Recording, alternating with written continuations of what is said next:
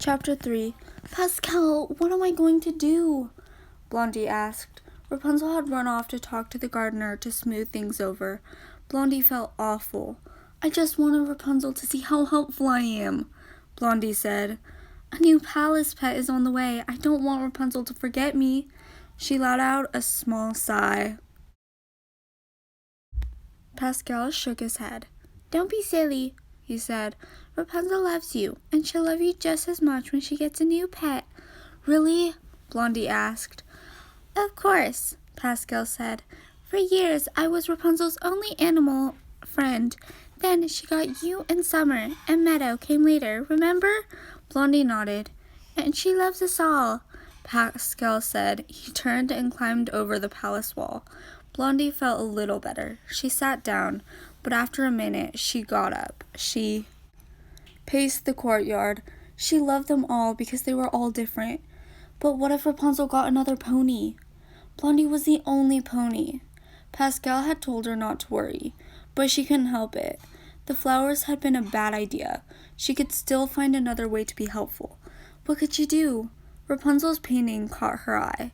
It was a picture of the bay around the castle. Blondie looked at it closely. It wasn't done yet. Then she noticed something else. Rapunzel was almost out of blue paint. She would need more to finish.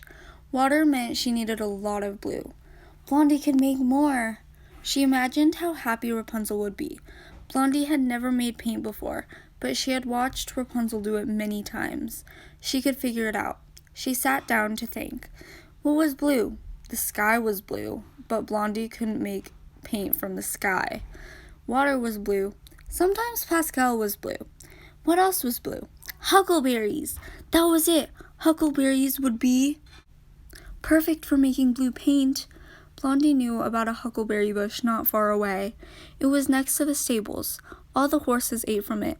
Unlike the petunias, it was nobody's prized plant. Blondie could take all the berries she needed. She hurried to the bush. She picked a whole bucket of huckleberries. Then she carted them to the courtyard. Rapunzel wasn't back yet. Good, Blondie thought. Blondie found an empty barrel in the corner of the courtyard and tipped the huckleberries into it. Then she poured in some linseed oil. It was hard to hold the slippery glass bottle in her teeth. She added water and dropped in an egg. That was how Rapunzel made paint. Blondie jumped into the barrel. She stomped the berries with her hose. They squished, they squashed, they were mashed up with the oil and water and egg. Soon the barrel was full of blue paint. Hooray!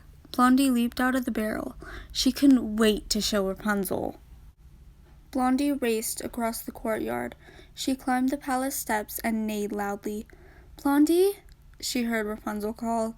Is that you? What's going on? Rapunzel came out the palace door. She stood at the top of the steps.